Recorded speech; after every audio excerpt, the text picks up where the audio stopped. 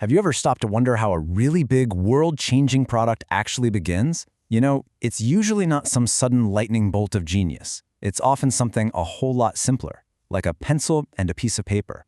So let's dive into this incredible journey, from just a rough idea to a solid, touchable reality. I mean, how does something as basic as a scribble on a napkin, or maybe just a doodle in the margin of a notebook, somehow transform into a toy that millions, and I mean millions of kids and even adults all over the world absolutely love? Well, today we're going to follow the blueprint of one of those ideas and find out exactly how it happened. You know, every great design story starts in the same place. And it's not with a solution. It starts with a problem, a frustration, a challenge, something that just doesn't work the way it should. So our story kicks off with the designer we'll call Maya. She loved watching kids play, but something she saw really bothered her. These kids would spend forever building these amazing, tall towers, and then, with just the slightest little bump, the whole thing would come crashing down. The problem was so clear. The blocks just didn't connect. So, what did Maya do about it?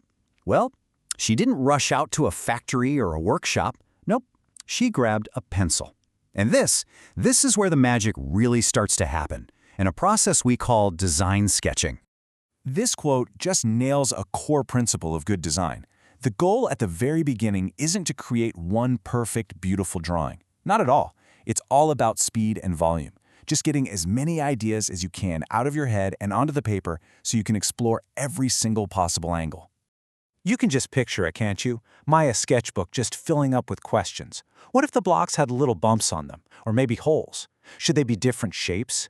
How could they stick together, but, still be easy to pull apart? See, she wasn't looking for the one right answer. She was exploring all the answers. So when you boil it all down, design sketching is really just a tool for thinking.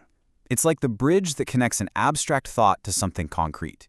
It takes those fuzzy ideas that are just floating around in your mind and makes them real, something you can actually see, think about, and, maybe most importantly, share with other people. Okay, so with the sketchbook just packed with possibilities, it was time to move from 2 dimensions into 3. Let's get into the next phase and see how these flat drawings started to become actual, physical objects. This chart here really lays out the method she was following. It proves that great design isn't just chaos, it's a structured process. She'd already observed the problem and brainstormed with her sketches. So now, it was time for the really crucial next steps: building models, testing them, and learning from what happened. So, Maya started making these little rough models, prototypes, out of anything she could find. Some turned out to be too sticky, others were way too weak. Honestly, a lot of them were complete failures. But here's the key. Every single failure taught her something incredibly valuable about what didn't work, and that got her one step closer to what would. This amazing cycle of trying something, learning from it, and then trying again, it has a name. It's called iteration, and it is the engine that drives all great design.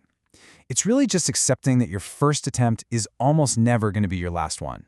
You just refine, improve, and get better with every single loop.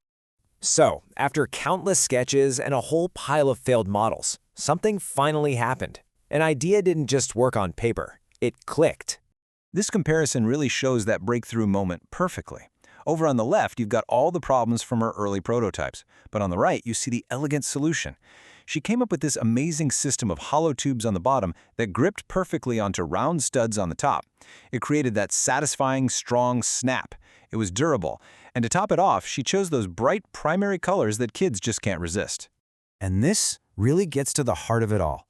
That frustration that Maya felt watching those kids' towers fall over, it wasn't just her problem. By solving it, her one idea created this huge ripple effect of joy that would end up touching millions and millions of lives. And of course, you know this toy. Maya's design solved that simple problem, and in doing so, she created Lego bricks, one of the most beloved, most creative toys in the history of the world, all from a simple idea that started as a sketch. Now, the story of Lego is just fantastic, but the principles behind it, they're not just for toy designers. Nope, they are universal tools that absolutely anyone can use to solve problems. So, what's the big takeaway here? It's that sketching is basically a superpower for solving problems. It makes your abstract thoughts real and tangible.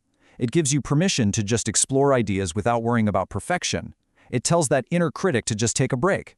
It helps you show people your vision, not just talk about it. And that, right there, makes it the absolute foundation of innovation. So I'll leave you with this question. Just look at the world around you, at your home, at work, in your community. What's that one little frustration, that thing that just doesn't quite work right?